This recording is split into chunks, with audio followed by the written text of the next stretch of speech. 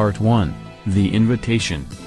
Billionaire playboy Michael Rubin's July 4th parties were the stuff of legend. Coverage was spread across the internet every summer as celebrities and socialites alike flocked to his Long Island mansion adorning white attire.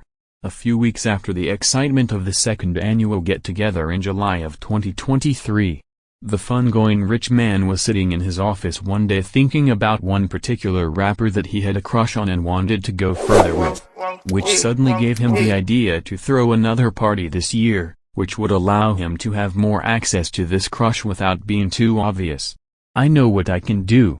I'll throw a Halloween party," he thought to himself as his administrative assistant came into his office, placing a handful of paperwork on his desk. The following month Michael hired a Manhattan event planning firm to begin making announcements for the festivity, and invitations were rare and highly sought after, promising a night of opulence, glamour, and the most exclusive guest list imaginable. This year, as the full moon loomed over the horizon, a silver-edged envelope appeared at the doorsteps of some of the world's most famous personalities. It bore a wax seal embossed with an ornate R, the symbol of Rubin's mysterious party empire. Inside the envelope, a handwritten note invited each recipient to a hauntingly glamorous affair at the Rubin mansion on All Hallows Night. The message was brief but laced with intrigue.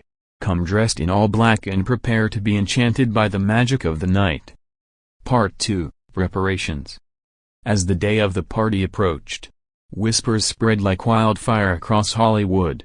Rumors of guests traveling from all corners of the world to attend the elusive event fueled the excitement. With each passing hour, the anticipation reached a fever pitch. Among the guests preparing for the soirée were A-list actors, chart-topping musicians, acclaimed directors, and prominent athletes. Stylists were summoned to their mansions, tasked with creating ensembles that would dazzle and astound. As the sun dipped below the horizon on October 31st, the stars began to align. So anyway, 50 Cent commented on, Lil Baby being in a double stuffed Oreo. One man has him in a full Nelson chokehold. The other nigga, so tenderly grabbing and touching on his spinal cord. You get what I mean? He's looking like he's in the heat. He is in joy. He's just he's in a moment of pure motherfucking, just love. And 50 kind of like comment on it. He say, "Yo, see, this is why I don't do no party with Puffy. See, this is why I don't go to no party Puffy and them at. The fuck going on here? Get the fuck off my young nigga. What the fuck?" Yeah, I gotta be honest with you, man. Part 3, The Arrival. The Rubin Mansion, a grandiose and imposing structure nestled amidst the sprawling estate, came alive with lights, music, and the chatter of eager guests. From the moment they stepped out of their luxury vehicles, they were greeted by masquerade-style performers clad in extravagant costumes, each playing a character from a classic horror tale. As the guests entered the mansion's opulent foyer, they were met by Michael Rubin himself. Dressed as a charismatic vampire, complete with a cape, fangs, and hypnotic eyes. One of his rules for the party was that everyone dress in all black clothing, but no one was to dress in a costume, except him, because he liked looking at his guests' beautiful faces. He welcomed each arrival with a knowing smile, adding an air of mystery to the evening. "Glad you could make it, baby cakes," a slightly inebriated Rubin said as he grabbed Atlanta rapper Lil Baby from behind, in a bear hug just as he did 3 months ago at the July 4th gathering, squeezing his butt cheeks as the street musician squirmed in his grasp. For some unknown reason, the bisexual billionaire became smitten with the chart-topping rapper over the summer and desperately wanted to make love to him without forcing it. Lil Baby succeeded in slipping away from the freaky host as Michael grabbed a microphone from the DJ's stand and made an announcement. Slurring his words, a bit, Rubin said, "I know I confused everyone with the all-black invites and you all thought I meant wear all-black attire like we wore all-white attire at the July 4th party, but what I meant was this is an all-black party so all of you white boys can hit the door and make room for my chocolate bunnies," he finished, throwing the microphone down as he winked at Philadelphia MC Meek Mill, whom he made jump like a bunny rabbit after the humiliated rapper lost a tennis match. which went viral on the internet. Rubin received angry glares from Caucasian notables like New England Patriots owner Robert Kraft and former quarterback Tom Brady, as well as rapper Post Malone and NBA All-Star Tyler Herro, as they were all ushered out by several of Rubin's security personnel. Part 4, The Enchantment begins. Within the mansion's lavishly adorned halls, the remaining guests were transported to a world of enchantment. Rooms were transformed into scenes from fairy tales, gothic novels, and otherworldly realms as naked, male dancers, covered in glow-in-the-dark body paint, moved their chiseled bodies to the beat of the DJ's instrumental music. Each space boasted immersive decor, from bewitched forests to mystical castles. The music was a melodic mix of eerie and alluring, captivating the guests as they explored the labyrinthine mansion. The ballroom, a grand space bathed in candlelight, became the epicenter of revelry.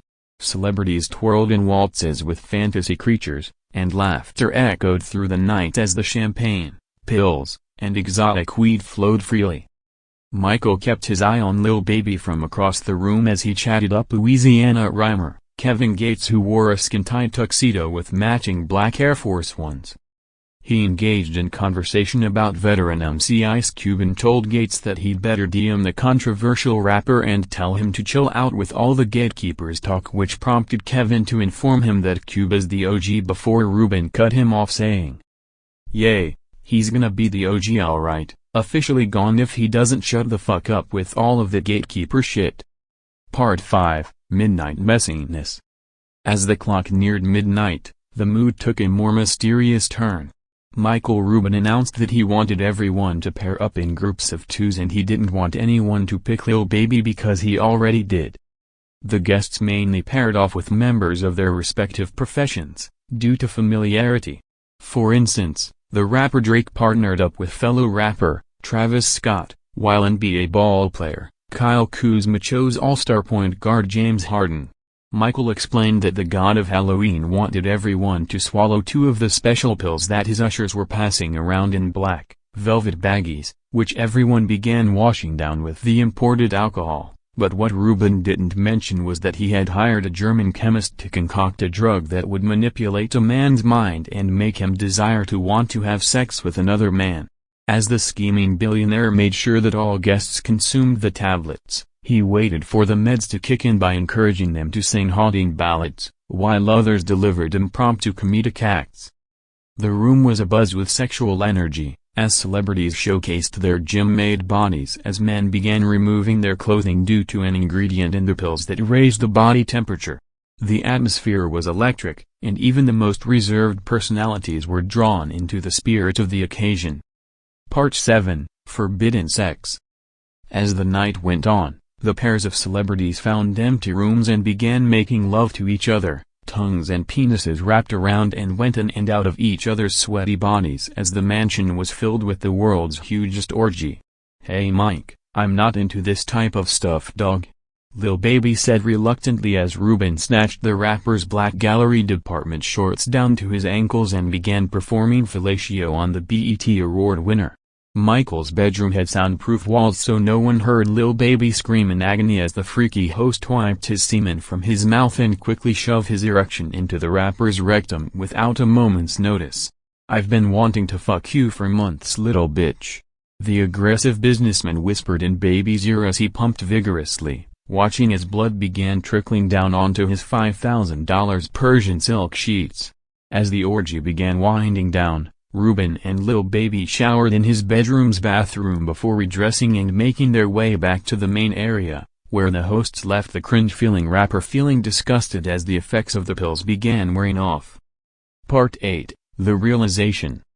As all of the guests made their way back to the main area of the mansion, the lights suddenly dimmed and from the shadows of the cavernous room emerged Michael Rubin, this time dressed as a sorcerer, wearing robes adorned with mystic symbols. He addressed the guests with a voice both mesmerizing and haunting. "Welcome, my esteemed guests, to the ultimate enchantment," he declared. "Tonight, you have all ventured into a realm where reality and fantasy intertwine, where masks conceal both truths and secrets." He continued, "But remember, on this night of tricks and treats, The most magical transformation is the one we make for the God of the Enlightened Ones. Embrace the enchantment that lies within each of you.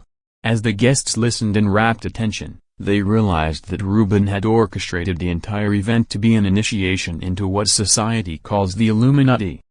The Illuminati isn't some secret society of evil men concocting nefarious plans to take over the world. Instead, it is simply Satan, or the devil, influencing wealthy and popular humans to do ungodly things like having sex with the same gender and other cringe shit that normal people would never do in a million years. Coming to the conclusion of what was happening and accepting it, some guests reluctantly began applauding with heartfelt appreciation as they saw through the illusion and recognized the profound message beneath the glitz and glamour. At that moment, the Rubin mansion became more than just a playground for the rich and famous, it was the sanctuary of the Enlightened Ones. Part 10, The Grand Finale. As the night drew to a close, Rubin made sure that his photography staff continued to snap pictures of all of the naughtiness that flowed throughout the room. The Enlightened Ones were through with secrecy and keeping things quiet like in the old days. Now they would always do things in the open, challenging any mere mortal to question or judge their actions. After another half-hour of chatter, the guests began departing from the Rubin mansion with a renewed sense of wonder mixed with bewilderment. The allure of Rubin's parties had always been captivating, but this one transcended the boundaries of reality now that everyone in attendance was considered a member of the so-called Illuminati now. Amidst the grandeur and extravagance, they had found a deeper meaning and connection with one another, leaving them with cherished memories and lasting friendships. And so, as the sun peaked over the horizon, the first ever Michael Rubin Halloween party came to an end, but its enchantment would linger in the hearts of the guests forever. As Lil Baby and Meek Mill made their way to the Rolls-Royce Cullinan they used to make it there, a horny Rubin grabbed the smaller man by his arm and told him he wasn't going anywhere because they had unfinished business, referring to a second round of forbidden fun in his massive bedroom. The once street tough Atlanta trapper looked at Meek with a look of defeat on his face, anus still in agony from the earlier penetration as Michael shooed the snickering Philly rapper out the door before closing it and guiding his new boy toy back to the place where the magic happens.